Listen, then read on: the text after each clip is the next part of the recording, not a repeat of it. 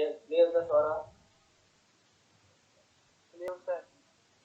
Ya, Bismillahirrahmanirrahim. Ila hadratin Nabi Muhammad Mustafa sallallahu alaihi wasallam wa ala alihi wa ashabihi kiram wa tabi'in wa tabi'in wa man tabi'ahum bi ihsan ila yaumiddin.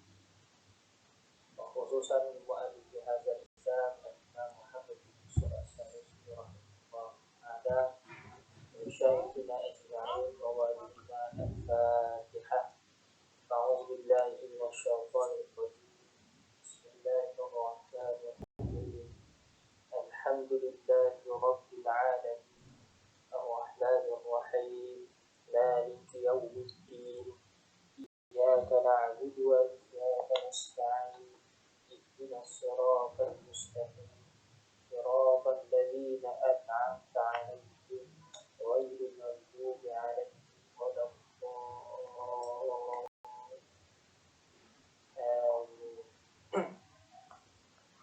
Alhamdulillah. Pertamanya Ustaz mohon maaflah untuk yang semalam itu sebab kita tak dapat teruskan semalam, Ustaz ada urusan. Jadi kita tangguhlah pada hari ini. Alhamdulillah, syukur kita dapat jumpa bertemu untuk kita sambung lagi pengajian kita pada hari ini. Jadi insya-Allah ni ada pun Ustaz kecil sekali di sini. Dia pun tamu-tamu anak teman juga nak ajar juga lah pada malam ni. Baik, kita sambung pada sifat Rasul pula lah. Pada matan yang membicarakan berkenaan sifat Rasul. Qala musannifu rahimahullah ta'ala wa amma ar-rusulu alaihi wassalatu wassalamu fayajibu fi haqqihim al-sidqu wal amanatu wa tablighu ma umiru bi tablighihi lil khalqi wa yastahilu fi haqqihim alaihim wassalatu wassalam afdal hadhihi as-sifat wa hiya al-kadhibu wal khiyanatu yani syai'in ibadu nahya tahrim aw karahatin wa kitmanu syai'in ma ubiru bitabdirihi lil khalq. Baik, ni panjanglah sikit. Kata mengarang dan ada pun bagi sekalian rasul. Baik, ada sedikitlah perbezaan istilah ulama apabila kita nak mentarifkan beza rasul dan juga nabi. Cuma dia ada khilaf tu berdasarkan kata akal, kata dasar, naba'ah dan rasalah. Itu khilaf antara yang berlaku.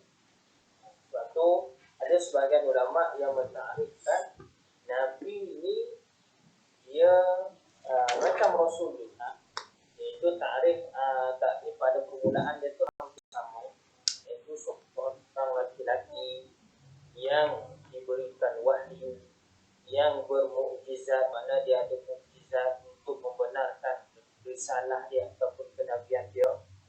Cuma bezanya nabi ni dia tidak diperintahkan untuk menyampaikan dakwah kepada umat dia.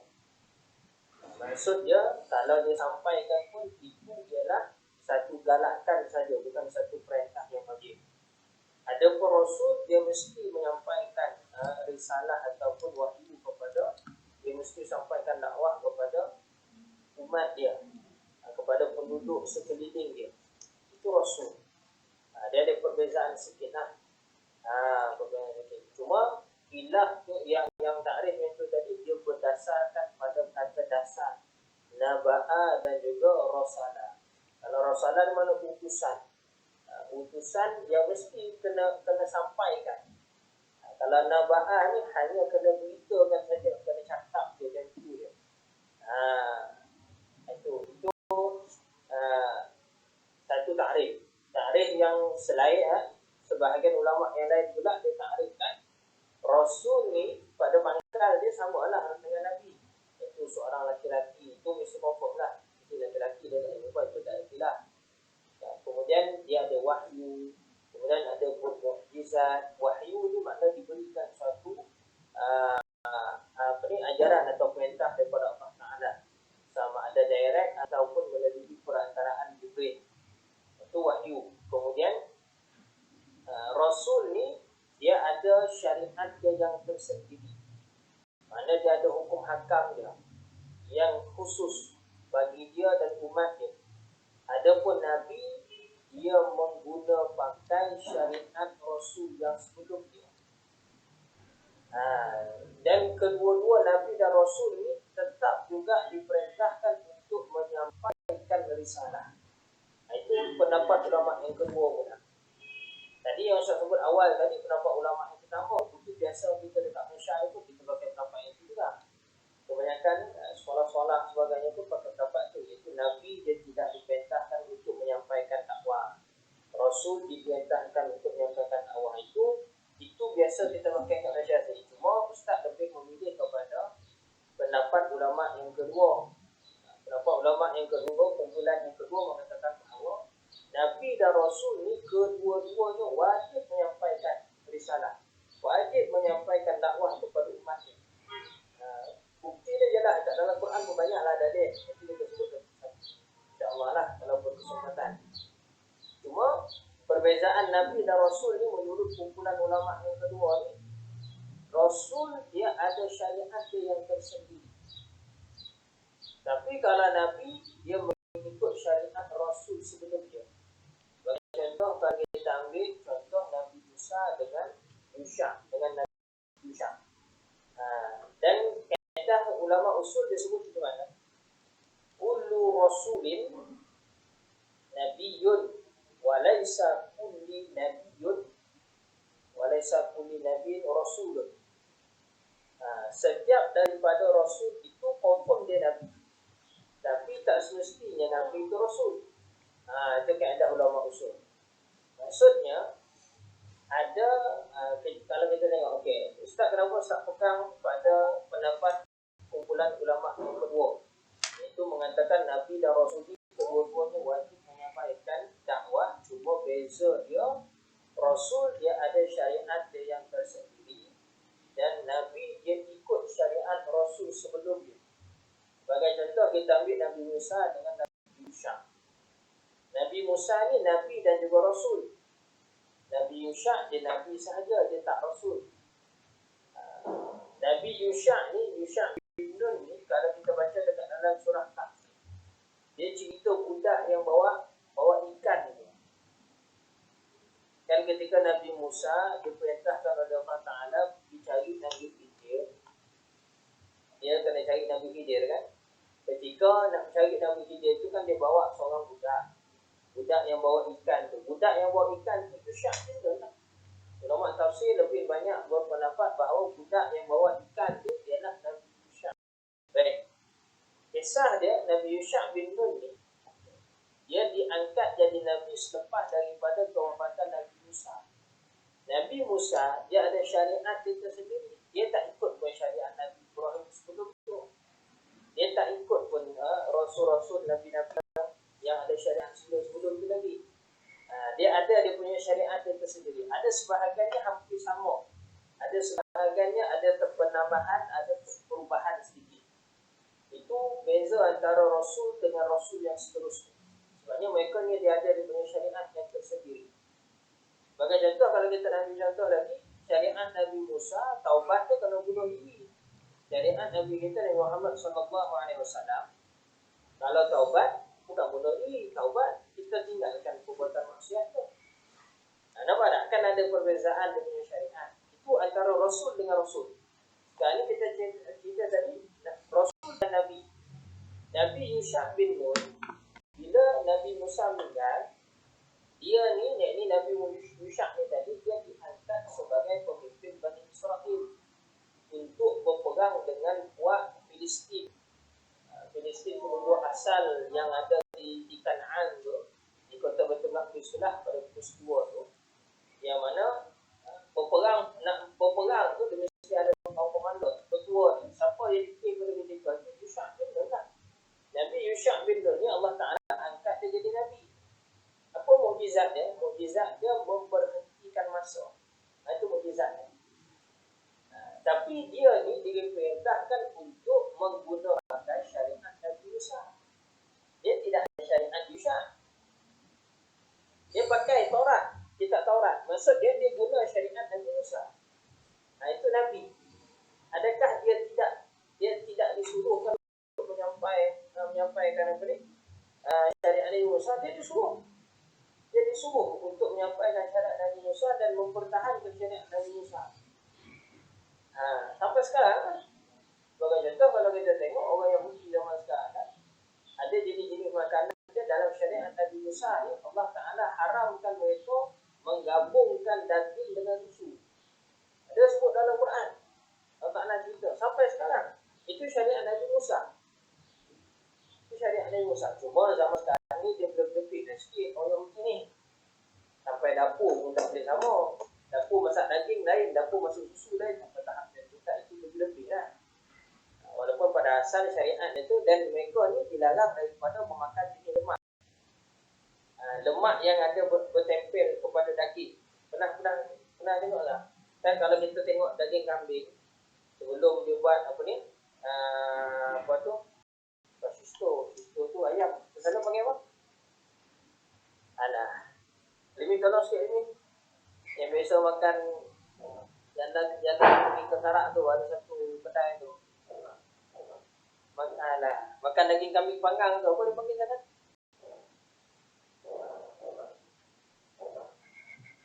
Apa nama dah? Saya lupa. Siapa biasa pergi makan tu? Azim selalu makan daging ni. Zim, tolong Zim. Ada daging kambing yang dia masywi tu. Lupa tak nama dia tu. Apa nama dia ni? Apa shish? Bukan shish. Kalau shish ni ayam. Dia kambing. Lupa nanti lah, kalau ingat kan cakap. Aroyis. Aroyis.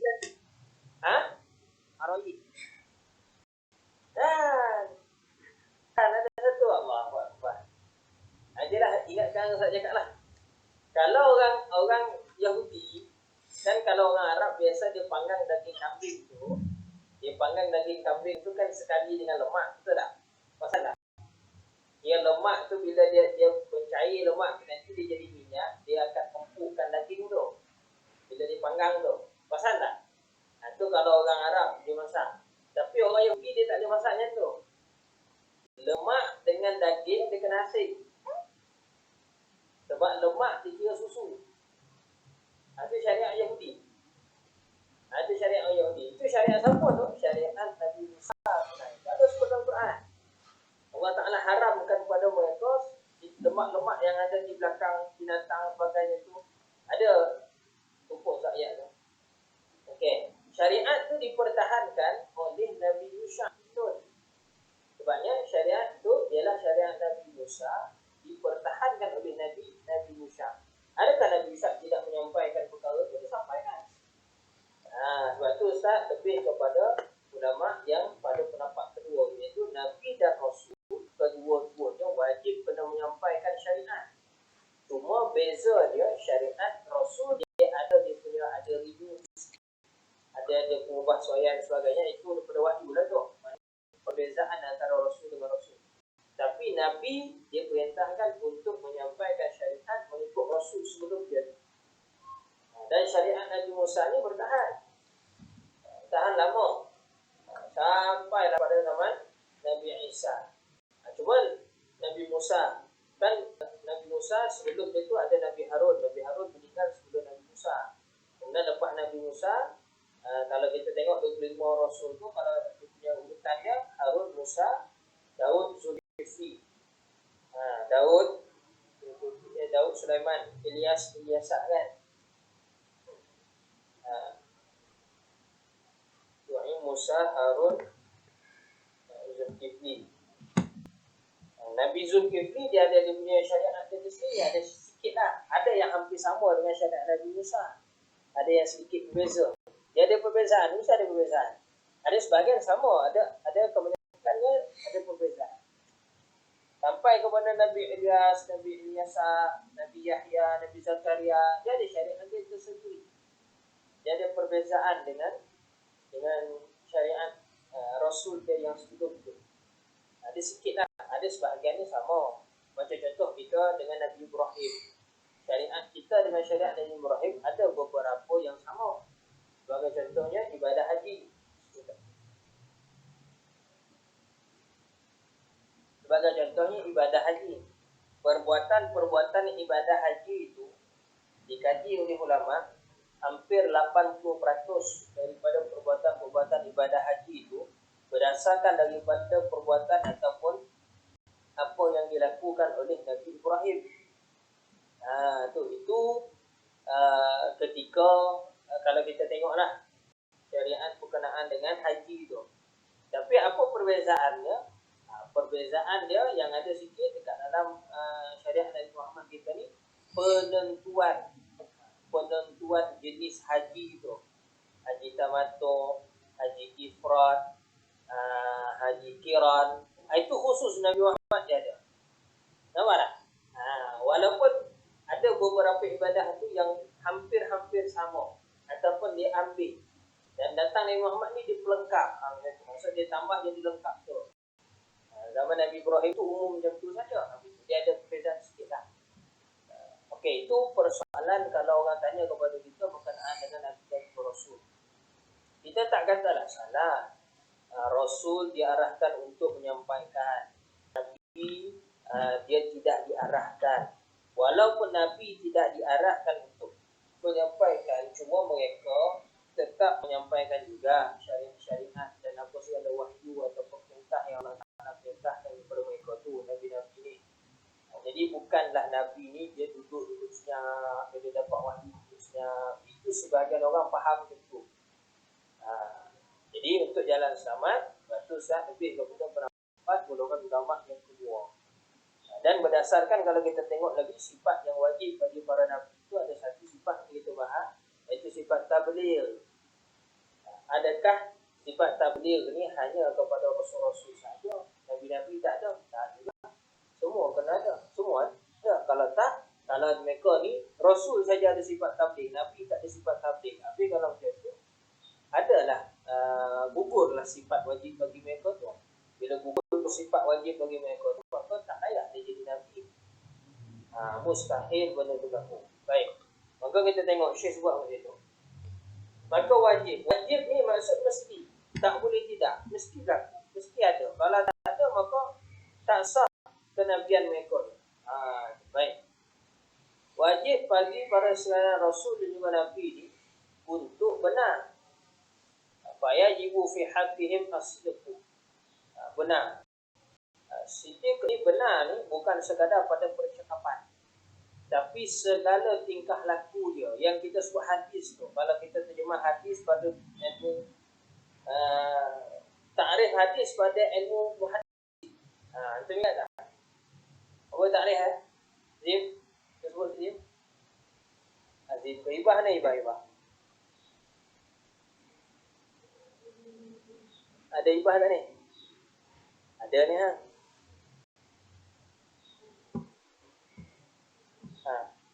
Jom sebut sikit. Ta'rif hadis menurut muhaddisin. Apa boleh sebut?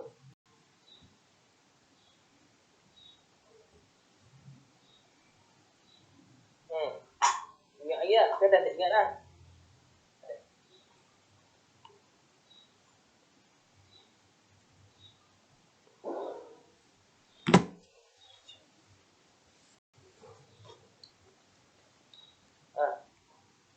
Ada seorang pun jawab. Ada tak?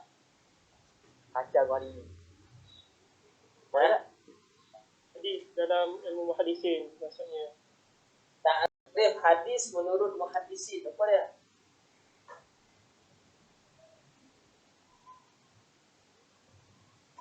ما صدر عن النبي صلى الله عليه وسلم من قول أو فعل أو تقرير Au sifatin. أو صفة. Sifatin apa? Sifat apa dia? Au sifatin khalqiyatin wa khuluqiyatin kan? Betul tak? Betul. Ma sadaraka manusiba. Ada kan dia tengok balik tak ada tu, dia ada perbezaan. Kalau ma sadara minan nabi min fi'lin au qaulin au taqrir, itu dari sudut fuqaha. Hadis menurut fuqaha ialah apa yang datang daripada ma sadara, apa yang datang daripada nabi, dah baik dari sudut perbuatan, percakapan ataupun takrir. Takrir ni mana ikrar nabi, itu dari sudut fuqaha, sebab di situ datang hukum. Tapi sifat tak jadi hukum. Sifat tak jadi hukum. Dari sudut muhadisin, dia ni sikit ada beza sikit, iaitu manusibah, apa yang dinisbahkan kepada Nabi. Sebab ada sifat-sifat Nabi bukannya Nabi cerita, sahabat cerita sifat Nabi. Ummul Mukminin yang cerita sifat Nabi, tapi benda tu dinisbahkan kepada Nabi. Sebab tu dari sudut muhadisin, hadis tu ditakrifkan manusibah ila Nabi sallallahu alaihi wasallam qaulin au fi'lin au taqririn au sifatin khalqiyatin wa khuluqiyatin. Itu apa yang dinisbahkan kepada Nabi, baik dari sudut perbuatan, percakapan atau tingkah laku, ataupun sifat-sifat Nabi yang baik dari sudut khalqiyah. Khalqiyah ni maknanya sifat zahir, fizikal Nabi itu, au khuluqiyatan, ataupun akhlak Nabi itu sendiri. Itu dari sudut muhadisin. Ada beza sikit dari sudut muhadisin dengan fuqaha. Beza dia menunjukkan kepada jadi hukum dengan tak jadi hukum. Kalau dari sudut muhadisin, hadis Nabi itu umum. Semua benda, sama ada hadis itu disuruh hukum ke tak hukum ke, dia tak kira. Yang penting itu hadis. Itu sudut muhadisin. Tapi sudut fuqaha, dia akan cari hadis Nabi yang hukum, yang membawa kepada hukum. Itu beza. Jadi dia lebih tafsir sikitlah kalau buat fuqaha ni. Dia lebih mendalam sikit. Bukannya daripada hadis. Bukan Jibiliyah. Bukan Jibiliyah. Jibiliyah. Yang tentang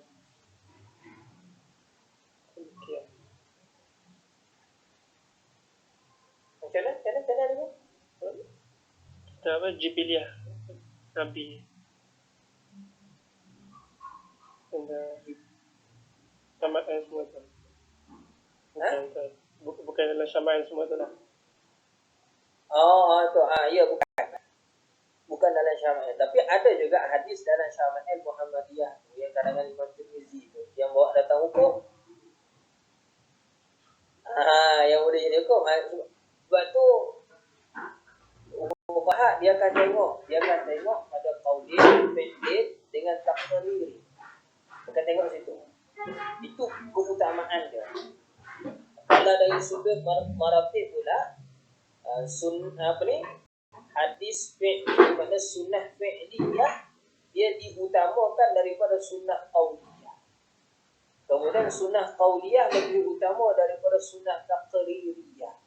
Itu dari sudut maratib pula lah. Kalau kita nak tengok itu perbahasan fuqaha. Sebab tu kadang-kadang ada beberapa hadis Nabi, kalau antum belajar usul fiqh belajar kan, bertembungan antara arahan Nabi dengan perbuatan Nabi sendiri. Contohnya arahan Nabi, iaitu Nabi menyuruh apabila iza wadagha inahu ahadukum, apabila dijilat bekas seseorang daripada kamu oleh anjing, faghsilhu bisab'in, maka basuhlah dengan 7 kali basuhan. Salah satu daripadanya mesti daripada biturab. Ahaduhunna biturab. Salah satu daripada 7 basuhan tadi dengan tanah. Baik. Hadis ni diriwayatkan oleh Sayyidina Abu Hurairah seorang. Hadis ni antara hadis ahad. Okey. Pada perbuatan Nabi, dalam tajuk yang sama ni, ada tak hadis perbuatan Nabi, hadis fi'li ataupun sunnah fi'liyah Nabi berkenaan dengan bab basuhan ni tadi? Ada, iaitu Nabi pun basuh 7. Itu hadis riwayat Sayyidina Anas bin Malik. Okey, baik. Tapi bila Rasulullah wafat, Sayyidina Abu Hurairah ada sekali bekas dia tu dijilat oleh anjing. Dia basuh macam tu je. Kali 2-3 kali dia bius je. Dia tak ada dengan air tanah pun. Jadi berlaku tak pertemuan tu? Pada zahir kita nampak berlaku pertemuan. Sebab apa berlaku pertemuan? Sebab sahabat punya perbuatan ada bertentangan dengan arahan Nabi. Takkanlah sahabat ni nak bertentangan dengan arahan Nabi. Tapi bila dikaji balik, mungkin pada ketika itu sahlah pada sahabat ni berlaku, mungkinlah Sayyidina Abu Hurairah serupa pada ketika itu. Tapi dalil yang dibuat oleh Sayyidina Abu Hurairah itu tadi digunakan tak dalam mazhab Maliki. Nampak tak? Mazhab Maliki kalau nak basuh bekas jilatan anjing ni, dia basuh macam tu guna sabun. Yang ambil pada arahan Nabi tadi tu ialah kita mazhab Syafi'i. Sebab apa? Berlaku pertemuan antara arahan Nabi, mana sunnah qauliyah, dengan fi'il sahabat. Mana martabat dia tu jauhlah sikit sebabnya arahan Nabi dengan perbuatan. Okey. Ada satu pula berkenaan dengan rukuk solat gerhana. Rukuk solat gerhana. Hadis yang riwayat oleh Ibnu Abbas, Nabi suruh bila solat gerhana tu sujud dia punya rukuk dia 2 kali. Tapi ada riwayat Ibnu Mas'ud mengatakan bahawa Nabi bila solat gerhana ada sekali je Nabi rukuk sekali je. Dah. Berlaku tak pertemuan? Berlakulah pertemuan. Hadis yang sama, tajuk yang sama, itu rukuk pada solat gerhana. Tapi berlaku pertemuan. Nabi buat satu, tapi Nabi suruh 2. Kan? Jadi di situ macam mana kita nak utamakan? Maka berlakulah khilaf ulama ni tadi. Berlakulah khilaf ulama ni. Nampak? Itu antara puncanya lah. Kenapa pada bidang fuqaha hadis ni dia banyak lagi cara perbahasan dia. Sebab tu kenapa nak buka cerita benda ni? Ini sebabnya Nabi ni, terutama Nabi Muhammad sallallahu alaihi wasallam, Nabi kita lah, segala yang dia sampaikan, segala yang dia buat, segala yang dia ikrarkan, maknanya dia iktiraf perbuatan-perbuatan sahabat, semuanya itu ialah berdasarkan wahyu. Benar. Jadi sidqu ni, sifat siddiq, dia bukan hanya pada percakapan, tetapi pada perbuatan dan juga pada ikrar dia, dan juga pada tingkah laku Nabi itu semua, baik sifat khalqiyah ke khuluqiyah ke akhlak Nabi ke, semua itu berdasarkan daripada wahyu. Walaupun dalam surah An-Najm itu sebut wa ma yantiqu 'anil hawa in huwa illa wahyu yuha, tidaklah Nabi itu yang nutuk ke mana bercakap. Tapi kat situ kalau kita tengok ilmu majaz, kan dia iktibar juz'iyah, sebut sikit tapi makna semua. Iktibar juz'iyah bermakna kulliyah tu situ. Walaupun ayat Quran tersebut wa ma yantiqu 'anil hawa, tidaklah Nabi itu bercakap dengan hawa nafsu. Ila wahyu, malaikat daripada wahyu yang diwahyukan. Maksudnya malaikat daripada perintah yang diwahyukan oleh Allah Ta'ala kepada Nabi. Adakah wahyu itu hanya pada Nabi cakap saja? Tak. Wahyu itu mesti pada perbuatan Nabi sekali. Wahyu itu termasuk sekali pada takrir Nabi, ikrar Nabi itu sekali, semua sekali. Makna sifat siddiq ni bukan hanya pada cakap saja. Sebab ramai orang yang sebut bahawa siddiq ni cakap benar, tapi perbuatan Nabi tak benar ke? Takrir Nabi itu tak betul ke? Sebab tu tak salah dalam terjemahan itu. Yang betul dia, siddiq ni ialah benar Nabi pada sekalian apa yang dilakukan dan sekalian apa yang dibicarakan. Itu yang diterjemah oleh Syekh Nawawi Al-Bintani. Itu boleh tengok dekat dalam kitab Nurus Salat, syarah kepada Kifayatul Awam. Tapi dia syarah tu dalam bahasa Arab lah. Bukan macam itulah maksud dia, iaitu benarnya Nabi ini pada sekalian perbuatan dan percakapan dia dan tingkah laku dia benar. Nabi ni benar berlaku, Nabi tak pernah bohong. Buat pun betul, percakapan Nabi pun betul, takrir Nabi pun semua betul. Semua tu daripada wahyu. Itu yang anda sebut tadi. Walaupun dari sudut, kalau kita tengok riwayat-riwayat hadis ni memang kadang-kadang kalau kita nak jamakkan sekali semua memang berlaku. Tapi macam mana kita nak mendepani dengan pertemuan itu tadi? Sebab riwayat ni sebut boleh, riwayat yang lain pula sebut tak boleh, tapi dalam konteks tajuk yang sama. Itu yang kita jadi pening. Sebab itulah adanya ulama dalam nak menafsirkan perkara tersebut. Maka peganglah dengan apa yang ditafsirkan oleh para ulama. Sebab kita tak apa tahap ijtihad tu.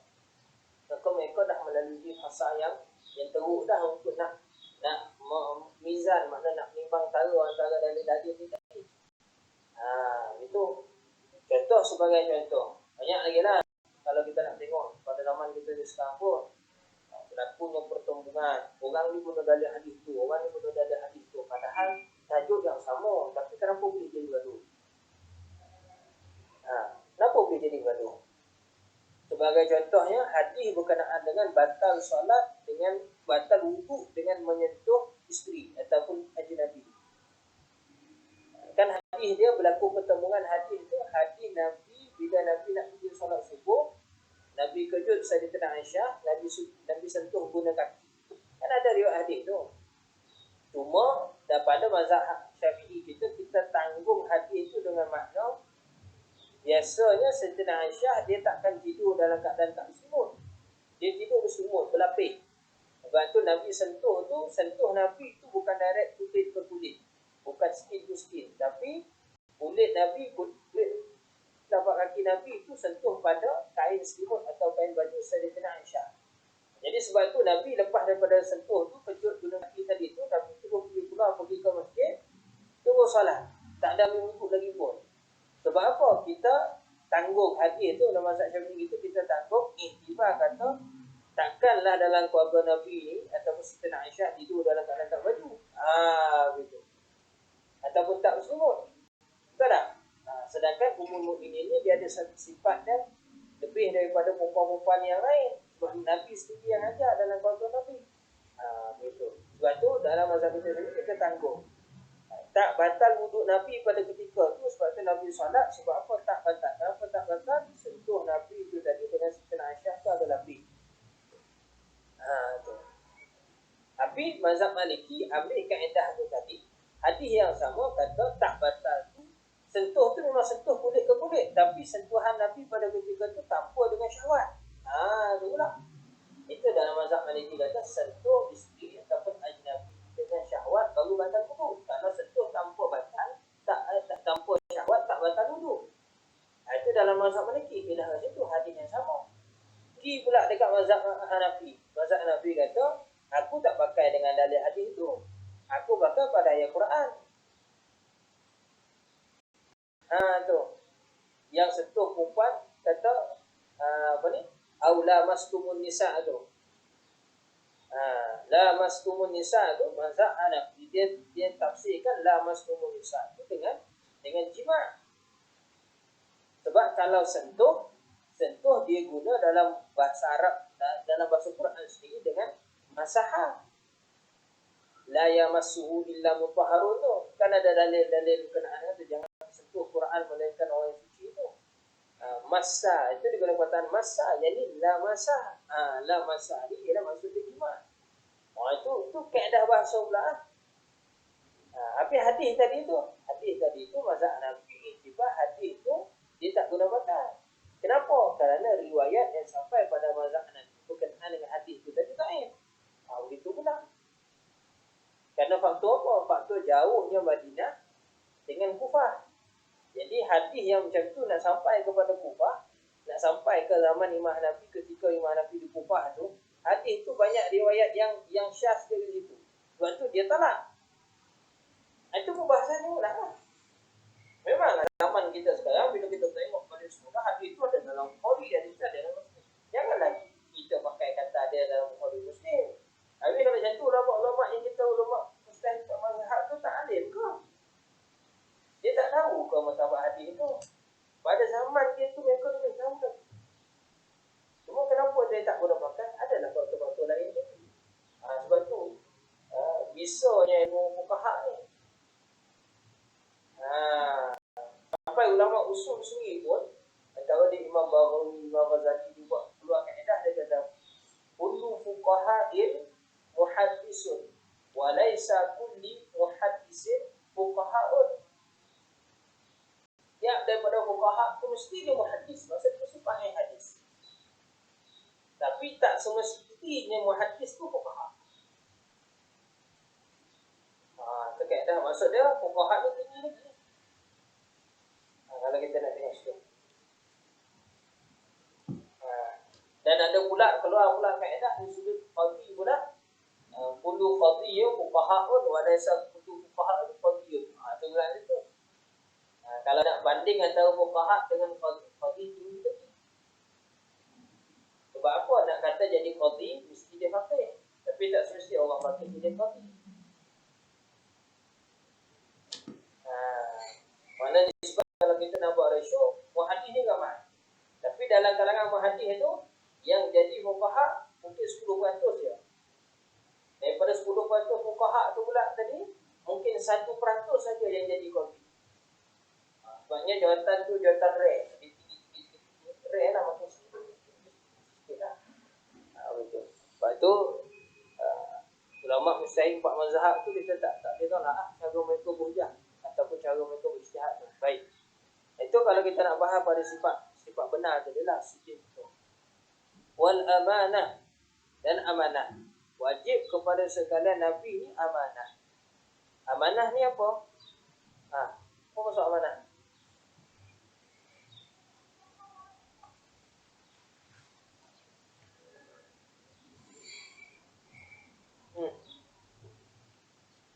Tuan-tuan, puan-puan, tak sazah. Mana sazah ni? Sebut mention nama sazah lah. Hidayah ada Hidayah. Hidayah kata betul heavy kan? Mana apa Hidayah? Saya aja Ustaz. Maksudnya. Ha? Ismatuhum zahiran wa batinan minal muharram atau makruh bihaitu yastahilu wa fuhi minhum. Apa makna? Amanah Hidayah kata amanah tu taklif. Dia tak mau jawab. Makna amanah tu sendiri. Apa dia ni? Ismatuhum zahiran wa batinan min muharram atau makruh bihaitu yastahilu wuqu'ahi minhum. Ya. Amanah ni iaitu menjaga diri daripada melakukan perkara-perkara yang boleh menjatuhkan martabat. Senang cerita dia, orang yang amanah ni dia akan melakukan perkara-perkara yang kena pada tempat dia. Kalau yang tak kena pada tempat dia, maka tu khianat. Maka tu khianat, tu zalim. Amanah ni dia jaga diri dia dengan melakukan perkara-perkara yang diperintah tadi, maksud dia kena pada tempatnya. Dan menjaga diri dia tu daripada melakukan perkara-perkara yang boleh menjatuhkan martabat dia. Maksud dia jatuh martabat ni melakukan perkara haram, melakukan perkara makruh. Melainkan beberapa perkara yang dinilai harus untuk Nabi-Nabi ini melakukan sebagai ta'lim, mengajar. Tu. Sebagai contoh, baginda Nabi SAW pernah minum diri. Ada dalil. Tapi adakah dalil minum diri itu menjadikan minum diri itu sebagai sunat? Kenapa Nabi minum diri itu? Ada hikmah dia.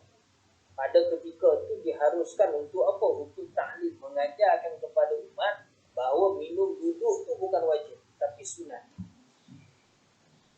Ada kalanya kita diharuskan untuk minum diri. Malah perbuatan Nabi itu mencontohkan bahawa minum berdiri itu disunatkan khusus untuk minum air Zam-Zam. Itu lah. Sebab kebanyakan dalil cerita Nabi minum air Zam-Zam tu Nabi dah tak berdiri. Kan bertembung hadis tu. Nabi suruh minum duduk. Tapi ada pada ketikanya tu Nabi minum berdiri. Minum air Zam-Zam lah terutamanya. Kita punya jadi pening. Macam mana kita nak buat? Jadi sebab tu ulama dia putuskan ada perbuatan ajaran ataupun percakapan Nabi yang pada ketika satu-satu keadaan tu ada berlaku perbezaan sikit daripada keadaan kebiasaan. Kenapa? Kerana ada hikmah. Hikmah dia supaya tidak menjadikan perkara itu wajib. Sebagai contoh macam sebut tadi lah, minum diri tu ataupun minum duduk. Minum duduk ni kau sunat. Kenapa jadi sunat? Sebab kalau sepanjang hidup Nabi tak pernah minum diri, Nabi minum duduk je semua, maka saya minum duduk tu jadi wajib. Hukum minum duduk tu jadi wajib. Maka sebab tu Nabi ada satu ketikanya Nabi minum diri. Sebab untuk keringanan kepada umat itu hikmah dia. Sama juga berkenaan dengan masalah solat tarawih. Kalau kita baca dalam hadis, bukalah Sahih Bukhari Muslim pun berkenaan dengan Nabi solat tarawih 8 rakaat hanya 3 malam. Pada tahun pertama disyariatkan puasa. Ya tak? Kenapa Nabi solat pada 3 malam? Berjamaah. Jemaah ramai-ramai 8 rakaat. Kemudian lepas daripada itu Nabi buat sendiri je kat rumah. Kenapa jadi itulah? Bila ditanya Nabi sebut, tak nak jadi susah kepada umat. Maksudnya Nabi tak nak solat tarawih itu menjadi satu perkara yang wajib, dihukum wajib pula. Itu hikmah dia. Cuma berlakulah khilaf 8 rakaat ke 20 rakaat. 8 rakaat 20 rakaat itu kita kena nilai lagi. 8 rakaat yang Nabi buat berjemaah itu ketika di berjemaah. Tapi Nabi ini terkenal dengan banyak bersujud pada Allah Ta'ala. Maka boleh ditanggung juga dengan dalil bahawa Nabi balik ke rumah, Nabi buat lagi. Berapa banyak Nabi buat ke rumah? Wallahu Ta'ala a'lam. Tapi ada riwayat, kalau kita buka dekat dalam dalam Sunan Nabi Daud ada. Dalam Syama'id Imam Tirmizi pun ada. Nabi solat malam ni 11 atau 12 atau 13 rakaat. 11 atau 12 atau 13. Kalau campur dengan 8 tadi, dia menjadikan berapa? Kalau 11 campur 8 jadi 19. Kalau 12 campur 8 jadi 20. Kalau 13 campur 8 jadi 21. Faham? Okey, baik. Maka itu capai tak 20 capai. Maka tak apalah. Pada zaman Nabi tak mengarahkan buat 20. Tapi bila zaman Sayyidina Umar datang, Sayyidina Umar arahkan untuk solat berjamaah sama belakang daripada Ubay bin Ka'ab. Sayyidina Ubay bin Ka'ab dengan 20 rakaat. Okey, dengan 20 rakaat. Kemudian ditubuhkan perkara tu ketika zaman Sayyidina Umar tu tak ada seorang sahabat pun ingkar. Bila tak ada seorang sahabat ingkar, maka dia jadi apa? Dia jadi ijma' sahabat. Berdasarkan daripada ijtihad Sayyidina Umar tadi. Maka boleh diguna pakai tak ijtihad Sayyidina Umar tu sebagai tafsir, menafsirkan perbuatan Nabi yang solat tarawih pada bulan Ramadan pada zaman Nabi hidup. Boleh jadi tafsir kepada. Sebab apa? Sebabnya Sayyidina Umar sendiri pun hidup ketika Nabi solat yang 8 rakaat. Jadi dia tengok. Lepas daripada tu Nabi dah 3 malam tu Nabi balik ke rumah. Nabi tak ada dah datang ke masjid untuk buat solat. Mana lepas Isyak Nabi balik ke rumah. Jadi tinggallah sahabat-sahabat dia solat masing-masing. Solat masing-masing. Termasuk dia Sayyidina Umar sekalipun. Dan benda ni berlaku pada zaman Nabi sampai pada zaman Sayyidina Umar. Zaman Sayyidina Umar pada awal-awal zaman dia memang berlaku. Maksudnya sahabat ni macam-macam. Solat masing-masing. Ada yang buat jemaah 2-3 orang. Ada yang buat seorang-seorang je. Kebanyakannya buat seorang-seorang. Tapi Sayyidina Umar dikumpul semua. Maksudnya apa? Tarawih yang telah dilakukan pada zaman Nabi diteruskan oleh sahabat. Cuma sahabat buat bukan berjemaah. Itu saja bezanya. Dan bilangan rakaatnya memang banyak. Masing-masing solat dengan masing-masing. Dengan rakaat masing-masing. Semampu yang mungkin. Sebab sahabat ni dia terkenal dengan kemuliaan. Nabi sendiri pun terkenal dengan kemuliaan muka. Mungkin ada sahabat yang solat sampai 20 mungkin sampai 100 rakaat. Pada bulan Ramadan tu.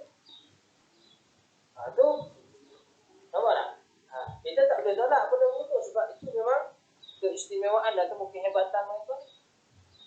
Innahum fi wujuhihim min athari sujud. Sebab tu Allah Ta'ala rakam dalam Quran. Dapat dikenal muka riak, muka wajah mereka ni kerana banyak sujud. Sujud masuk di situ apa? Banyaknya mereka mulai. Baik. Maka zaman Sayyidina Umar ni dihimpunkan saja. Berlaku zaman Sayyidina Umar ni himpun saja. Himpun dan letakkan 20. Tapi 20 tu bukan satu kewajipan. Sebab zaman Sayyidina Umar bin Abdul Aziz sikit yang muda, orang Madinah buat 36. Jadi rakaat tu bukan isu. Cuma kalau kita nak tengok sini pada sunnah gini. Kita nak kaitkan sifat amanah tadi.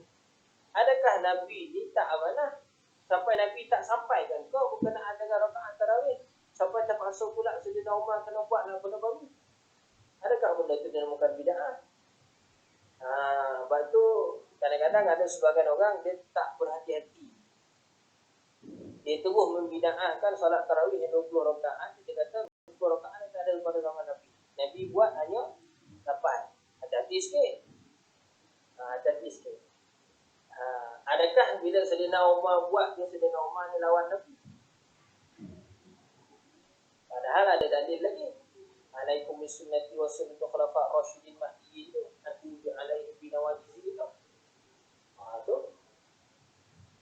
Sebab tu kena berhati-hati lah. Kadang-kadang ada orang dia terlampau syok cakap Jadi bab masalah bila bertemu dalil ni tadi, maka berhati-hati, takut sampai satu tahap kita ni berpegang secara tak langsung mengatakan bahawa Nabi itu tak amanah. Ada yang Nabi sembunyikan dan sebagainya. Baik. Dan amanahnya Nabi menyampaikan sesuatu itu kena pada tempat. Kena pada tempat. Pemimpin Nabi sampaikan cara pemimpin. Orang komando perang dengan cara komando perang. Orang semua. Dan kasih sayang Nabi ini kepada para sahabat ni.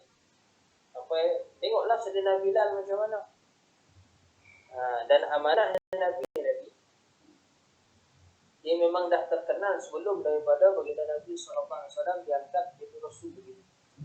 Memang dah dikenali dekat kota Mekah tu bahawa Nabi ni memang digelar dengan Al-Amin, orang yang amanah. Sebelum daripada Nabi jadi Rasul, diangkat dekat Gua Hira lagi pun. Sudah timur wahyu begitu. Memang dah dikenali. Itu sifat Nabi. Allah Ta'ala dah jaga daripada awal. Itu Nabi tak buat benda-benda yang haram. Nabi tak buat benda-benda makruh. Jagalah dengan martabat itu. Wa tablighu ma umiru bi tablighihi bil khatti. Dan nabi-nabi dan rasul-rasul ini bersifat yang wajib yang ketiga bagi mereka iaitu menyampaikan tabligh. Menyampaikan apa sahaja yang diperintahkan Allah Ta'ala untuk menyampaikan kepada makhluk. Sampaikan semua apa yang Allah Ta'ala perintahkan. Baik. Ini pun satu bab juga. Kadang-kadang ada orang satu puak dia lah yang suka membida'ahkan orang. Baik, kita tengok ini. Kalau dia memberi maksud bahawa bida'ah itu ialah Nabi tak pernah buat, Nabi tak pernah contohkan, Nabi tak pernah arah dan sebagainya, tapi zaman kita ni kita di situ secara tak langsung dia dah mengatakan bahawa Nabi ni ada yang dibikinkan. Kenapa? Contohnya kalau kita tengok amalan orang Melayu kita ada amalan tahlil. Kan? Ada amalan tahlil. Amalan tahlil ni adakah pernah dicontohkan pada zaman Nabi? Hari dah dalil sana pun tak ada yang bacaan tahlil kita pernah. Tapi Nabi ada tak suruh kita membaca tahlil? Tahlil dimaksudkan situ apa dia? La ilaha illallah tu. Jadidu imanakum biqauli la ilaha illallah. Nabi ada. Nabi suruh kebanyakan dengan menyebut la ilaha illallah tu. Baik. Cuma para ulama kita dia susun hadis-hadis yang menceritakan berkenaan dengan ayat-ayat Quran yang ada fadilat dan sebagainya itu, maka mereka susun dijadikan satu amalan dan di situ ditambah juga dengan doa kepada semua. Diniatkan baca-baca Al-Quran sebagainya tadi itu niat kepada almarhum rahimah, mana niat kepada si mati. Adakah doa kepada si mati ini sampai? Sampai. Tapi ada sebahagian orang menghukumkan kalau itu semuanya bid'ah. Ini yang minta maaf ni dekat kena hati-hati dah sikit. Memang tidak ada dalil khusus. Cari tak ada dalil khusus, memang tak ada, sebab dalil khusus, dalil bersifat khusus ialah sedikit daripada dalil yang bersifat umum. Antum tengok sendirilah dekat dalam Quran ataupun hadis. Ayat Quran dan hadis Nabi ni dia bersifat jawabul kalim. Dia boleh masuk semua. Ayat dia satu, patah je, tapi dia boleh masuk semua sekali. La darar wala dirar. Masuklah apa jenis pun, apa jenis mudarat pun. Kita letupkan guna bom ke apa ke. Jangan kita buat mudarat pada orang. Macam COVID yang sekarang ni. Walau ayat tu pendek, hadis tu pendek je, tapi dia jawab kalim. Dia termasuk dalam semua bidang, semua jenis. Baik kehidupan dunia atau kehidupan akhirat. La darar wala dirar. Pendek, nampak? Jadi sebab itu ulama fuqaha ni dia pecahkan hadis dan ayat Al-Quran ni, dipanggil dalil lah. Saya cerita panggil dalil. Ada dalil yang khusus, ada dalil yang umum. Dan dalil yang bersifat umum ni lebih banyak daripada dalil yang bersifat khusus. Kenapa? Hikmah dia kerana Islam ni bukan agama yang jumud. Dia bukan agama yang keras. Dia fleksibel mengikut zaman. Maka disesuaikan dengan zaman. Sebab tu Quran dan juga hadis ni valid sampai akhir zaman, sampai kiamat. Boleh diguna pakai hukum dia. Malah turun Imam Mahdi sekalipun nanti, turun Nabi Isa sekalipun nanti, dia tetap berpegang dengan Quran dan juga hadis Nabi. Mana hukum syariat kita ni diguna pakai. Sebab ini syariat sampai kiamat. Baik. Kalau macam tu, macam mana kita nak sesuai? Contoh dalam Quran ada tak sebut berkenaan dengan atfalul anabi? Pernah dengar tak apa atfalul anabi? Si muhasarah. Apa yang pernah ambil muhasarah?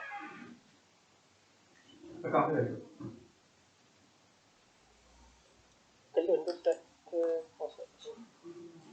Ha? Atfal anabi ni bayi tabung. Dalam Quran, dalam hadis ada tak dalil khusus kita pasal dalil tabung, bayi tabung? Kita kan hukum berkenaan dengan bayi tabung. Tak ada. Carilah, tak jumpa. Tapi hukum berkenaan dengan bayi tabung uji ya termasuk dalam dalil umum. Apa dalil umum dia? La taqrabu zina. Antara dalil umum dia, jangan kamu dekati zina. Bayi tabung uji ni boleh jadi anak zina. Macam mana jadi anak zina?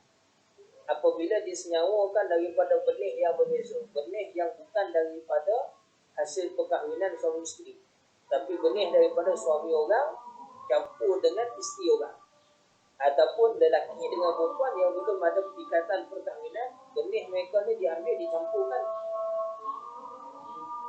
Boleh berlaku tak benarnya tu? Boleh berlaku. Teknologi kita sama sekarang boleh buat. Itu dipanggil bayi tabung uji. Dia buat persenyawaan luar daripada rahim. Syarat kita Islam harus benda ni dengan syarat benih sperma suami dengan ovum isteri yang memang sah perkahwinan dia. Kemudian bila anak tu dah terhasil pada bayi tabung uji tu, kalau di Malaysia sekarang ni panggil IVF tu, yang Pemaisuri Agung kita salah seorang dia punya founder tu. Tu tak tahu kau? Bagi tahu sudah bukan anak buat ni. Okey. Maka bayi tabung uji tu dah hasil tu jadi, katalah jadi. Mana persenyawaan tu jadi kan? Jadi nutfah, jadi alaqah tu jadi, kemudian dimasukkan dalam rahim. Rahim ibu ni pula ibu mana? Jangan ibu tumpang, tak boleh. Dia mesti mak dia tu sendiri. Iaitu benih ovum isteri itu tadi mesti dimasukkan kepada isteri itu balik sunat. Jangan ambil orang lain dia masukkan dia, tak boleh, haram itu jadi zina. Nampak tak? Ada ke perbahasan benda macam tu dekat Al-Quran hadis? Tak ada. Tapi dalam umum ada tak? Ada. Sebab tu Quran dengan hadis ni dia valid sepanjang zaman sampai kiamat. dah masuk waktu asar di Jordan. Okey, baik. Kita berhenti sekejap lagi lah. Ini kita bahas bab ni. Maka adakah berkenaan dengan cerita bayi tabung uji ni, bila Nabi tak sebut, Nabi tak cakap, Quran pun tak sebut begitu, maka adakah bayi tabung uji ni terus kita hukum tak boleh haram ke? Tak boleh. Sebab tu satu puak tu mereka pelik. Mereka mengatakan bahawa bid'ah tu bid'ah duniawi, ada bid'ah ukhrawi pun ada. Baik. Kita mana boleh hasilnya tu? Bid'ah ni dia tak kira ukhrawi duniawi. Sebab semua yang bid'ah tu dia ada kaitan ukhrawi dengan dunia. Dua-dua. Walaupun kita buat dekat dunia, dia ada belasan dekat akhirat. Cuma kita bezakan, ahli sunnah wal jamaah bezakan bid'ah ni bid'ah hasanah dengan sayyi'ah. Bid'ah hasanah tu menurut, kalau kita boleh pergi rujuk lagi lah dengan Syekh Malik Sa'di, bekas mufti Iraq dulu kan, yang sekarang dekat Mufti Wise tu. Tak tahu lah dia tak ngajar lagi sana tu. Masa hidup lagi kan, tak ada lagi Ustaz dengar berita dia dah almarhum. Alimi? Dia lagi Ustaz. Boleh pergi rujuk dengan dia. Dia ada satu kitab khas berkenaan dengan perbahasan bid'ah. Dan jawapan-jawapan dia.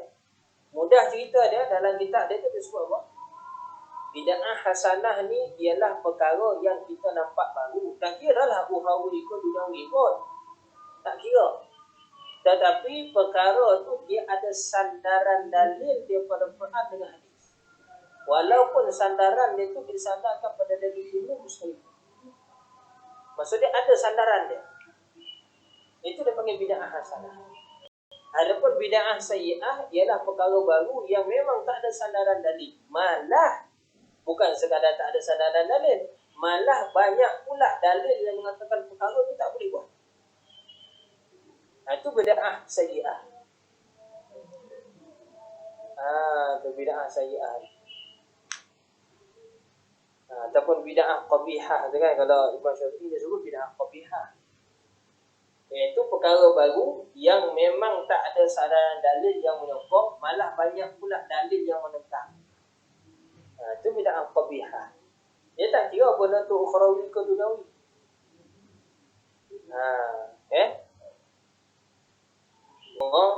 Apa yang saya nak sebut tadi, bila terlampau banyak sangat orang yang menyeru kepada membid'ah-bid'ahkan amalan, berhati-hatilah, takut sampai satu tahap menafikan bahawa Nabi tak pernah langsung, macam seolah-olah Nabi ni tak pernah sampaikan langsung bukan dengan hukum hakam. Tak boleh dah gitu. Sampai tahap macam tu pula. Seolah-olah ni macam agama ni, kehidupan kita zaman sekarang ni tak boleh digunakan dengan agama. Tak boleh dah macam tu. Allah Ta'ala. Jadi tempat yang wajib bagi Nabi ni 3 tu, walaupun ada sebahagian menemukan 4. Yang keempat tu ialah Al-Fatanah kan, iaitu bijaksana. Cuma dijawab oleh beberapa ulama, yang bijaksana tu dia termasuk dalam sifat tabligh juga. Ada yang cantumkan, ada yang asingkan. Sebab tu jadi 4. Yang cantumkan disebut fatanah tu, maknanya bijaksana tu termasuk dalam tabligh. Sebab kalau tak bijaksana, macam mana pula untuk nak menyampaikan? Jadi Nabi menyampaikan sesuatu tu dengan kebijaksanaan. Bijaksana tu sifat yang melazimi sifat tabligh. Adapun sebahagian mengira lain, pecahkan, asingkan. Fatanah ni satu sifat lain pula, bijaksana. Ada hikmah dia. Sebabnya tak boleh Nabi itu bodoh. Orang bodoh tak boleh jadi Nabi. Itu. Betul dah tu. Kan kalau kita tengok bukti-bukti zaman sekarang ni, ramai yang mengaku jadi Nabi kan. Contoh dia di Malaysia pun, Rasul apa? Rasul Melayu, Tahap Ahmad kan. Lulusan darjah 2 pun. Tapi yang mengikut itu sampai PhD mengikut dia. Wah, dia Ayah Pin. Ayah Pin bukan sekadar Rasul, dia ngaku jadi Tuhan. Lagi best. Yang mengikut tu Orang yang pernah belajar di Azhar buat master kot Azhar tu. Astagfirullah. Kita tengok sini. Senarai-senarai pengikut-pengikut Yasin tu. Tengok latar belakang dia. Ada seorang tu, lupa nama dia. Perempuan kan. Dia lulusan master di Azhar. Master Usuluddin dia di Azhar. Subhanallah. Alhamdulillah. Tapi boleh ngikut dengan ayah Hafiz. Pada ayah Hafiz tu dia dua pun. Rasul Melayu macam tu juga. Kahar Ahmad tu kan dekat Selangor tu. Ngikut tu bukannya orang yang bodoh-bodoh, orang cerdik-cerdik. Tapi boleh ikut dengan orang bodohnya tu. Ya, mengaku jadi Rasul Melayu. Rasul bagi umat Melayu sahaja. Sebab apa? Dalil surah Yasin tu turun kat dia. Astagfirullah. Lawak pelawak. Badut je lah. Kalau tak sebut tu badut di zaman kita ni. Tapi ada. Dan pengikut-pengikut dia tu bukannya kalau bahasa budak sekarang sebut apa? Bukan kaleng-kaleng. Bukan jalan-jalan. Orang yang pelajaran tinggi. Tapi boleh ikut. Jadi hati-hatilah. Sijil ataupun kita punya degree ke master ke PhD ke sebagainya pun sijil tu bukanlah menjamin untuk kita ni benar. Kita kena hati-hati. Sebab tu Syekh Muhammad disebut apa? Dia sebut sijil tu ialah wasilah, bukan ghayah, bukan tujuan. Tujuan kita marbatillah. Itu tujuan kita. Sijil tu wasilah je. Jadi kita belajar dapat degree sebagainya itu satu wasilah untuk kita nak memudahkan kita nanti menyampaikan kampung, nak mempertahankan kaum Islam itu sendiri, nak mempertahankan akidah Ahlussunnah wal Jamaah itu sendiri, nak mempertahankan Ahlussunnah wal Jamaah tu. Tapi itu bukanlah ghayah, itu bukanlah tujuan. Sebab tu guru kita dulu-dulu pun mana ada PhD, tapi boleh dia pertahankan kaum Islam beratus tahun kot Malaysia kita ni dijajah. Untuk guru kita dulu ni semua duduk diam. Tu tengok.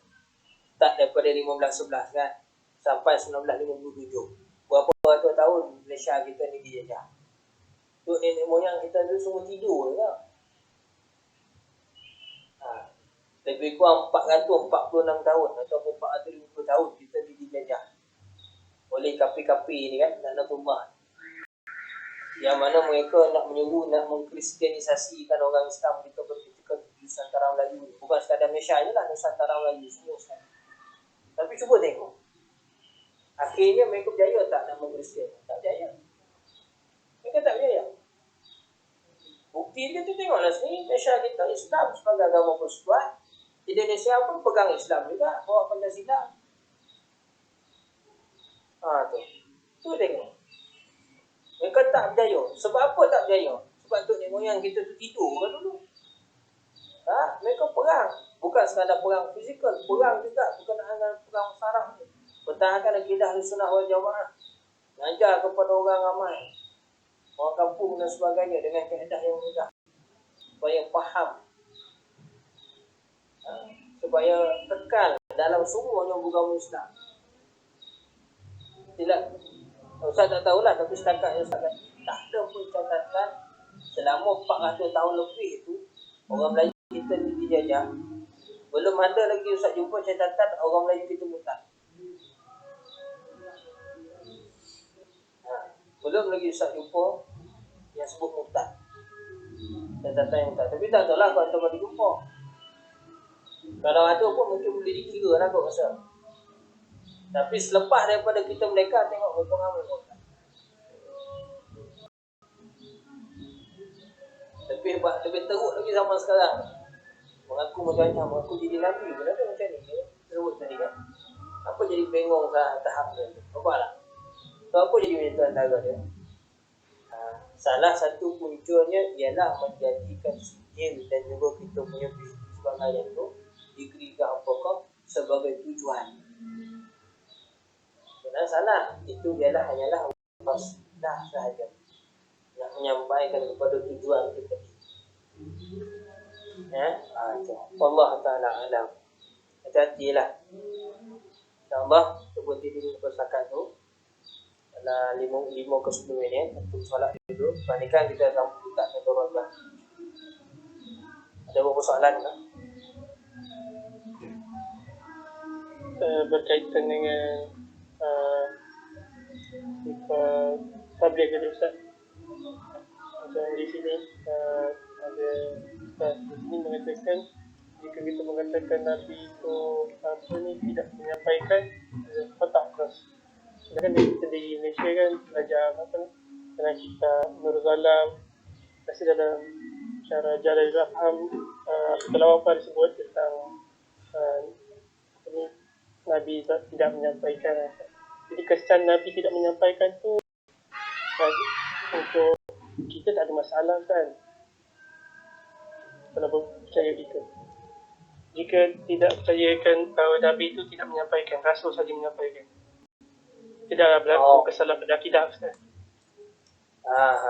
Iyalah, betul lah tu. Itu berdasarkan pendapat takrif Nabi dan Rasul yang kita sebut awal tadi.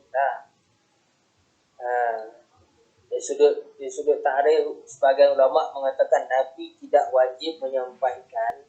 Maka jika pada Nabi ini mereka tidak ada sifat tabligh, itu tidak jadi masalah. Cuma sebab tu saya cakap awal tadi, bahawa Ustaz tak menyokong dengan pendapat tu. Saya tak menyokong dengan pendapat tu. Kenapa? Berdasarkan dari Ustaz dah sebut tadi, Nabi-Nabi ini pun diperintahkan juga untuk menyampaikan syariat. Cuma syariat Rasul sebelum dia. Kerana dia sambung legasi. Bahasa mudah dia gitu. Tapi Rasul ni, dia punya syariat dia yang tersendiri. Yang ada sebahagiannya mungkin sama macam Rasul sebelum dia. Ada sebahagiannya khusus bagi dia sahaja. Begitu. Tadilah banyak contoh Ustaz bagi tadi. Antara boleh kita bagi contoh lagi. Syariat Nabi Isa, kalau baju tu terkena najis, maka potong kawasan kena najis tu buang. Mana koyak kawasan tu. Itu syariat Nabi Isa. Nabi Isa tu Rasul. Dia Nabi dan juga Rasul. Tapi syariat Nabi Muhammad kita tak macam tu. Tempat yang kena najis itu kita basuh je. Buang najis itu kemudian kita basuh. Kan ada perbezaan. Tapi dari sudut konsep dia sama tak? Konsep dia sama, iaitu kena menghilangkan najis itu sebelum daripada beribadah. Nampak tak? Cuma kaifiat ni macam mana? Adalah sikit perbezaan sebab syariat tu beza. Nampak? Allah Ta'ala alam. Cuma yang tak berbeza pada Nabi-Nabi, Rasul-Rasul itu semua, Nabi pun Rasul semua sekali tak beza pada akidah. Itu memang tak beza. Tak ada satu Nabi Rasul pun berbeza. Semuanya akidah atau tauhid yang sama, iaitu mengusulkan Allah Subhanahu Wa Taala, menyembah Allah Taala. Tak ada pun yang berbeza. Lepas tu kalau kat sini ada juga yang tanya, Ustaz, habis tu syahadah diorang dulu macam mana Ustaz? Kan kita mengucap dua kalimah syahadah kita, asyhadu an la ilaha illallah wa asyhadu anna Muhammadar Rasulullah. Tapi kalau Nabi-Nabi yang terdahulu, asyhadu an la ilaha illallah wa asyhadu anna Isa Rasulullah kan? Ada yang tanya macam tu. Ada seorang orang kampung. Dia bukan tak advance. Habis kalau hantu nak jawab macam mana?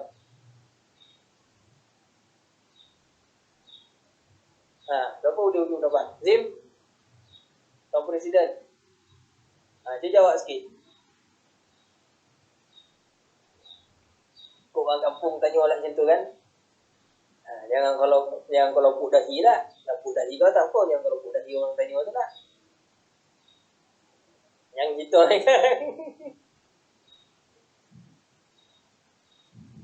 Nazim ni? Susah dia jawab tu. Susah dia jawab tu Advan tu, soalan orang kampung. Dia orang bukan tak belajar, dia orang belajar sana. Dia terang saja kan. Dia cakap, terang dia cakap. Dia orang belajar sebenarnya, tapi kadang-kadang maklumat dia tu tak tersusun. Itu saja. Ilmu tu ada, tapi maklumat tu, ilmu tu tak tersusun. Habis macam mana nak jawab? Habis Nabi-Nabi yang terdahulu, umat-umat dia tu bila nak masuk Islam, kadang mengucap dua kalimah syahadah juga kan? Habis kalau mengucap dua kalimah syahadah kerja, kalau kita ni la ilaha illallah Muhammadur Rasulullah, dia orang la ilaha illallah Isa Rasulullah lah sah. Habis kita nak jawab macam mana? Betul tak macam tu?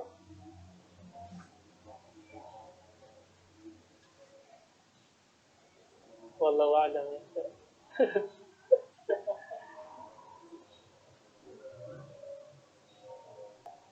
Jawapan dia macam tu lah. Kita jawab je lah. Macam tu lah kan. Seperti mana yang Tuan faham tu, macam tu lah. Itu Muhammad Nabi-Nabi tu dahulu. Mereka syahadah juga. Syahadah bahawa Nabi yang ada pada mereka tu, mereka mengaku tu Nabi. Itu Rasul. Mereka mengaku. Jadi macam mana pengakuan dia tu, ikutlah bahasa dia. Tak mesti Muhammad, mesti Isa Rasulullah, tak mesti cakap dia tu. Musa Rasulullah, tak mesti ikut bahasa dia. Sebabnya bahasa yang bercakap pada zaman tu tak seperti mana bahasa yang bercakap pada zaman Nabi Muhammad. Dan bahasa yang bercakap pada zaman Nabi Muhammad tak seperti mana zaman kita sekarang. Cuma bahasa Arab tu diutamakan dalam dua masyarakat sampai dah akhir zaman. Salah satu syarat lah, syarat daripada masyarakat kita. Itu untuk syarat kita Muhammad sallallahu alaihi wasallam. Tapi kalau Nabi-Nabi yang terdahulu, mengikut bahasa mereka lah. Mengikut dengan cara mereka. Dan ada juga yang tanya, habis kalau macam tu, cara baptis tu salah lah tak? Salah lah. Pernah tengok tak cara orang baptis? Masuk Kristian atau masuk Yahudi tu? Kristian lah terutama. Baptis ni dalam Kristian sama macam kita mengucap dua kalimah syahadah. Sama je. Tapi mereka bukan sekadar kena baca declare tu. Dia kena ada satu lagi ritual, dia panggil mandi. Jadi mandi dia. Mandi baptis tu.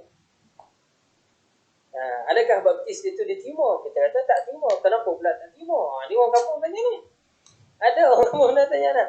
Kenapa pula kita tak terima Ustaz? Sebab bila zaman datang saja Nabi Muhammad, syariat-syariat yang terdahulu tu yang diorang buat sebagainya tu semua batal. Sebab tu salah satu gelaran Nabi Muhammad kita An-Nasikh. An-Nasikh iaitu pemansuh, yang memansuhkan yang terdahulu tu. Memansuhkan apa yang terdahulu. Allah Ta'ala alam. Bahan soalan ni.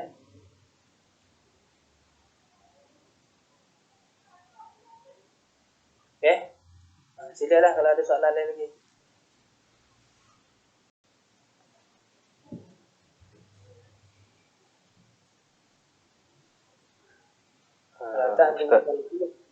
Ya, silakan. Saya ada soalan kan macam mana kita tahu bahawa sifat wajib bagi Nabi Rasul ada 3 ataupun 4 kan. Cuma Ustaz, kini sifat maksum tu kini sama je lah kan dengan sifat amanah tu kan? Ya, sekali. Maksum tu dia terdiri daripada 4. Dia terdiri daripada 4 tu. 4 ataupun 3, ikutlah sebahagian pendapat kata 3, sebahagian 4 tu. Yang kita sebut tadi ya.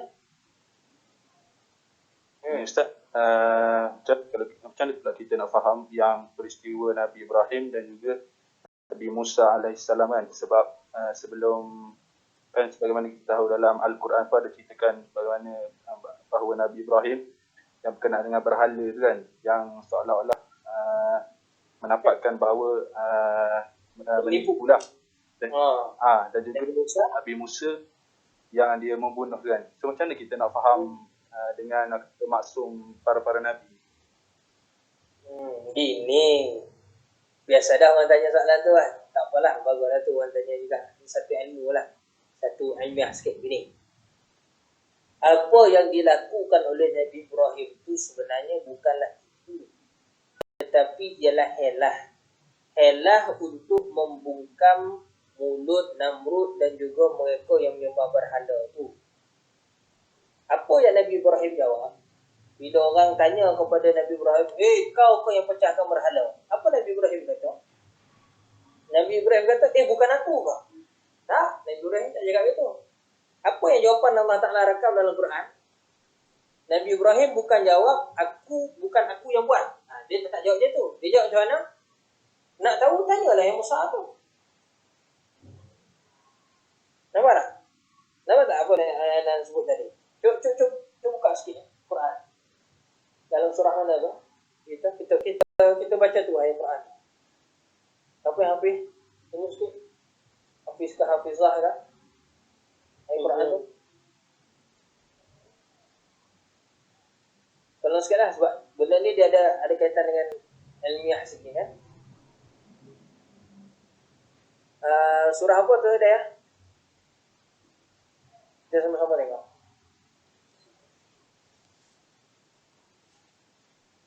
Surah Anbiya Ayat berapa? muka 327 ayat ke-62. Okay, kita tengok surah. Memang dari satu sudut kalau kita baca zahir dan tu dia nampak betul. Nak tak nafikan. Pusat apa tadi dia? 300 327. 327.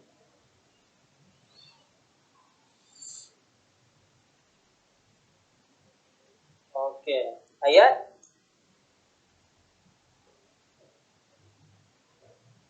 63 tu. okey. Tu yang mereka kata fa'tu bihi ala a'yunin nasi la'allahum yashhadun tu kan. Kemudian dia kata qalu a anta fa'alta hadza bi alihatina ya Ibrahim qala bal fa'alahu kabiruhum hadza fas'aluhum in kanu yantiqun. Nampak ni hujah Ibrahim. Ni bukan Nabi Ibrahim tipu. Kalau tipu Nabi Ibrahim kata apa? Qala la af'al. Aku tak. Tu boleh jadi tipu. Gitu. Tapi dia sebut dari situ apa? Maka jawab Nabi Ibrahim bila orang tanya kepada dia, adakah engkau melakukan perbuatan ini kepada Tuhan kami? Maknanya dia, adakah engkau yang pecah-pecahkan patung ini semua? Itulah. Sebab dia pada nisbah orang kafir ketika itu dia faham patung-patung itu pun Tuhan. Maka Nabi Ibrahim jawab apa? Qala bal fa'alahu kabiruhum. Nabi Ibrahim ni cara dia cara dengan mana? Dia macam nak, kan ada dalam seni perdebatan kan kita perangkap orang musuh kita tu. Mana kita bungkamkan dia, kita senyapkan dia, kita silentkan dia. Salah satu cara Nabi Ibrahim jadi. Sebenarnya patung besar itulah yang berat.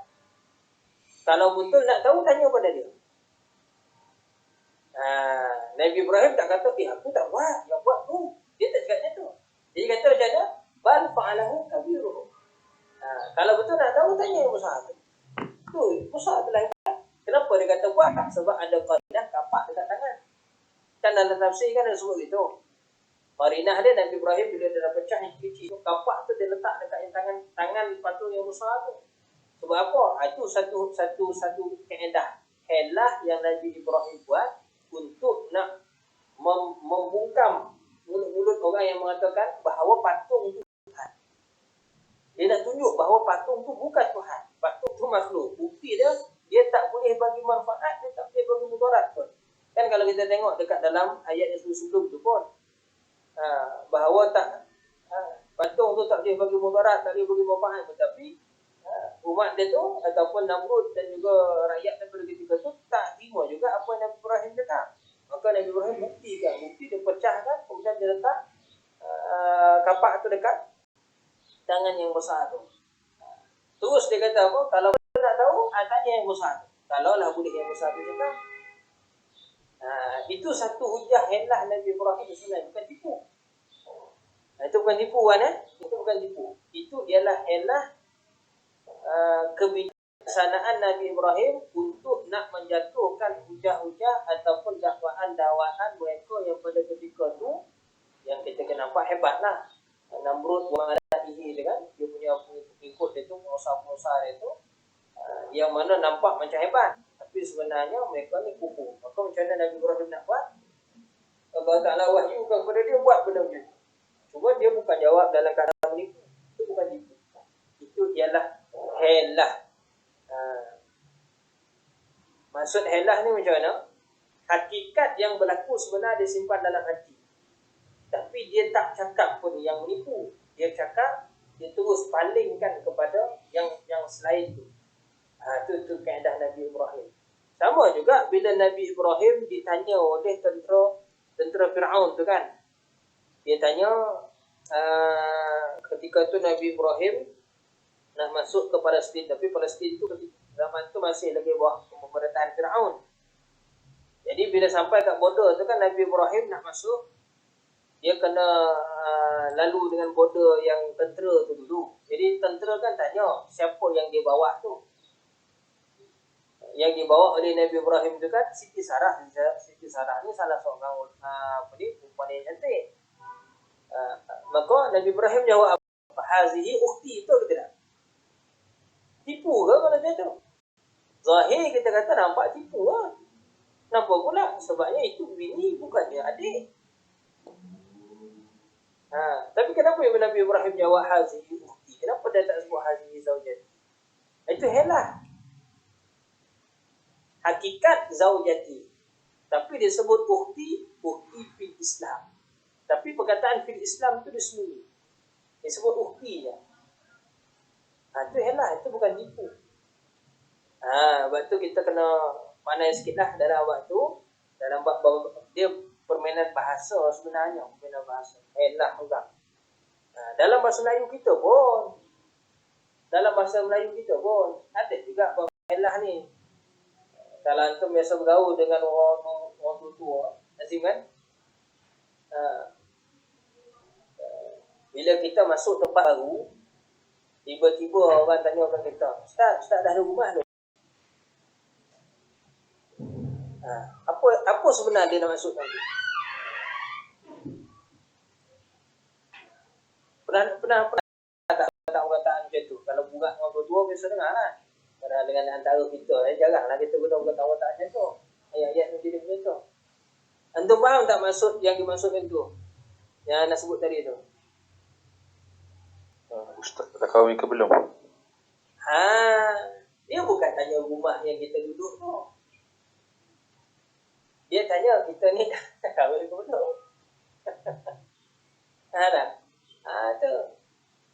Itu helah. Itu helah dalam cakap. Sama juga perbuatan Nabi Isa. Nabi Musa. Kan yang dia tanya tadi Nabi Musa tu kan. Yang dia bila dia tumbuk orang Kibti tu mati. Bila tumbuk orang Kibti tu mati, jadi situasi yang berlaku pada ketika tu Nabi Musa ni macam dah terperangkap dengan situasi. Bila dia tanya siapa yang bunuh, maka Nabi Musa kata apa? Syaitan yang bunuh. Maksud Nabi Musa sebenarnya apa? Aku terbunuhnya orang ni tadi kerana hasutan daripada syaitan. Tapi direngkaskan ayat tu, syaitan yang bunuh ni. Syaitan yang bunuh ni. Nampak tak? Itu helah Nabi Musa. Helah dia. Okay, nampak kan? Serupa juga kalau kita baca dalam hadis Nabi sendiri pun. Bila seorang makcik tua datang pada Nabi, tanya pada Nabi, wahai Rasulullah, bolehkah aku ni yang tua ni masuk ke syurga? Apa Nabi jawab? Nabi kata, tak boleh makcik. Nabi cakap macam tu kan? Nabi kata apa? Dalam syurga orang muda-muda dia makcik. Nabi tipu ke tu? Nabi tak tipu. Betul lah, dalam syurga umur orang ahli syurga ni umur Nabi Isa, umur 30-an. Makcik tu orang tua, dia datang. Sebenarnya Nabi nak gurau dengan dia, tapi dia jadi salah faham. Jadi dia pun bangkit, dia menangis. Jadi Nabi suruh sahabat kejar. Kejar makcik tadi bagi tahu, Nabi sebenarnya bukan Nabi nak kata makcik tu tak masuk syurga. Tak, makcik tu boleh masuk syurga. Tapi masuk syurga nanti, makcik jadi muda. Itu maksud Nabi tu. Adakah Nabi tipu? Nabi tak tipu. Kalau Nabi jawab, bila makcik tu kata, makcik tu tanya kan, saya ni boleh masuk syurga tak wahai Rasulullah? Kalau Nabi jawab, orang tua tak boleh masuk syurga. Kalau Nabi cakap macam tu, itu betul. Menunjukkan Nabi tipu. Tapi tak, Nabi kata apa? Dalam syurga orang muda-muda. Macam balik hadis tu. Nabi bukan kata lah. Nabi kata tidak, bukan Nabi kata tak boleh. Nabi kata dalam syurga orang muda-muda. Itu je Nabi cakap. Jadi adakah Nabi menipu? Di situ tidak. Nabi tidak menipu. Mana-mana Nabi pun dia tidak menipu. Cuma dari sudut zahir, kalau sekali imbas kita tengok tu memang nampak dia tipu lah. Dia tak tipu, itu elah. Dia ada, dia sebut satu perkataan yang mana dia menyembunyikan hakikat yang sebenar. Tapi perkataan yang dicakap tu pun masih perkataan yang betul. Masih perkataan, itu panggil elah. Tapi kalau kita sebut perkataan yang bertentangan daripada hakikat perkara yang sebenar, itu tipu. Sebagai contoh, kita ambil barang, betul lah, ngembat kopiah saja kan, ngembat kopiah apa, ngembat kopiah limi, contoh kan, yang orang ambil, contoh lah. Kemudian limi pun tanya pada, contoh yang ambil tu Azim, contoh lah, tiba limi tanya pada Azim, Azim, kau ambil kau kopiah aku? Tak, aku tak ambil. Tipu dah tu. Dia tipu. Tapi kalau Azim jawab helah, dia jawab helah, jawab helah. Yang ambil tu ada orang lain tu yang ambil tu. Ada juga yang tu. Ada tu yang ambil. Kau ambil ke Azim? Azim bukan kata aku tak ambil, tak. Azim tak cakap yang tu. Dia jawab macam mana? Ada lah orang tu yang ambil. Dia cakap macam tu je. Itu helah. Itu bukan tipu. Sebagai contoh lah. Sebagai contoh kita nak faham. Jadi kalau dia kata, bila dia tanya, engkau ambil ke Azim? Padahal betul ambil dia tadi, tapi dia kata, aku tak ambil. Itu tipu. Itulah tipu. Dia cakap bertentangan daripada hakikat. Tapi kalau dia cakap dengan menyembunyikan hakikat sebenar, tapi yang dia cakap tu masih betul. Masih benda yang betul. Itu bukan tipu, itu penghelah. Dan tu sudah kita nampak macam sama lah. Tapi bila kita pergi tengok betul-betul, teliti betul-betul, dalam sikit, daging sikit, dia akan jadi nampak perbezaan di situ. Wallahu ta'ala dah. Boleh Wan panjang pula jawapan untuk kita tadi. Itu Anda sebut tadi, benda ni dia ada kaitan dengan ilmiah sikit. Ada kaitan dengan bahasa. Terima kasih. Nampak jadi lepas daripada ni, kalau antum dengar siapa-siapa yang mengatakan bahawa Nabi-Nabi Rasul-Rasul pun pernah tipu, peringatkan orang tu. Peringatkan orang tu. Bagi ingatan. Nabi-Nabi dan Rasul-Rasul tak pernah menipu. Kerana mereka ni wajib bersifat benar. Benar pada percakapan, benar pada perbuatan, benar pada tingkah laku. Semua. Sebabnya semua tu daripada wahyu. Takkan mereka ni menipu. Sebab kalau mereka ni menipu, walaupun sekali, maka dia jadi jatuh martabat. Bila jatuh martabat, tak layak mereka jadi Nabi, tak layak mereka jadi Rasul. Kalau mereka ni tak layak jadi Nabi, tak layak jadi Rasul, kenapa? Allah Ta'ala pilih juga Nabi. Salah lah Allah Ta'ala kalau pilih macam tu. Nampak? Dia ada kait-ngait tu. Jadi sebab tu kita sebut bahawa setiap Nabi dan setiap Rasul ni, mereka ni bersifat yang benar. Mereka tak pernah pun menipu. Walau sekali pun tak pernah menipu. Walaupun pada zahir kita nampak macam menipu, tapi sebenarnya itu tak menipu. Itu ialah helah. Hakikat mereka sembunyikan. Mereka masih lagi bercakap benda yang betul. Tapi kalau disembunyikan hakikat, tapi cakap benda yang bertentangan dengan hakikat sebenar, itu. Tu. Nampak? Ada beza sikit di situ. Terangkanlah. Kita boleh tahu kepada dia. Takkan kita nak kata Nabi-Nabi ni. Dalil banyak je lah dalam Quran menyebut bahawa dalil Nabi-Nabi Rasul-Rasul ni tidak. Ataupun yang kita Allah Ta'ala kisahkan kisah Nabi-Nabi sebagainya tu ialah untuk kita nak memahami bahawa ada situasi-situasi yang dibenarkan kita ni berhelah. Malah Nabi sendiri pun sebut al-ghazwatu hilatun, kan Nabi sebut itu. Perang tu helah. Kadang-kadang helah tu kita nampak macam nipu sebagai contoh.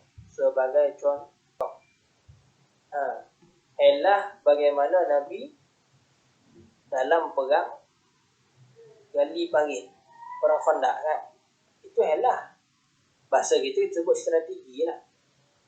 Itu helah ataupun strategi. Nampak tak macam main tipu? Kalau kita tengok pada zahir nampak macam main tipu lah. Kalau nak perang lah betul-betul, apa nak gali parit? face tu lah. Takkan Nabi menakut? Tak, Nabi tak menakut. Habis kerana itu kenapa kali bagi? Ada bagi helah. Perang ni helah.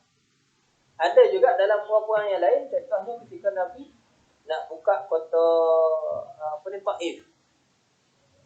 Kepung kota Taif. Mereka tetap tak nak surrender. Lalah Nabi helah, Nabi buat apa? Nak bakar kebun Taif tu. Betul tak? Dah nyala api dah.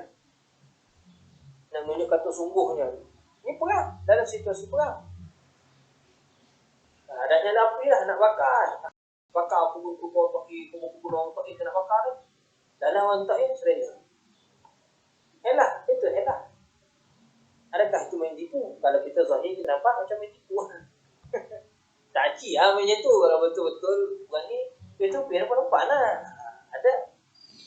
Puak-puak orientalis ada. Ustaz pernah baca kitab puak-puak orientalis ni yang mereka menggunakan dalam peperangan tu mengatakan bahawa Nabi kita menipu, sahabat menipu. Ada mereka tukar putar-putar cerita. Sampai satu tahap orang yang dia tak ada yang macam belajar ni kan, dia tak ada basic seperti mana kita belajar ni, maka mengatakan bahawa Nabi pun menipu, Nabi pun menipu. Itu yang dalam orang Melayu kita pun ada satu istilah dia panggil tipu sunat tu. Astagfirullah. Padahal tipu tetap dosa. Tak ada tipu sunat.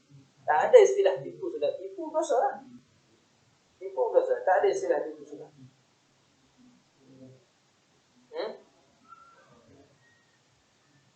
Allah Ta'ala alam. Untuk pergi solat dulu lah. Dan kita sambung lagi lah. Sambung lagi. Kalau ada soalan. Assalamualaikum warahmatullahi wabarakatuh.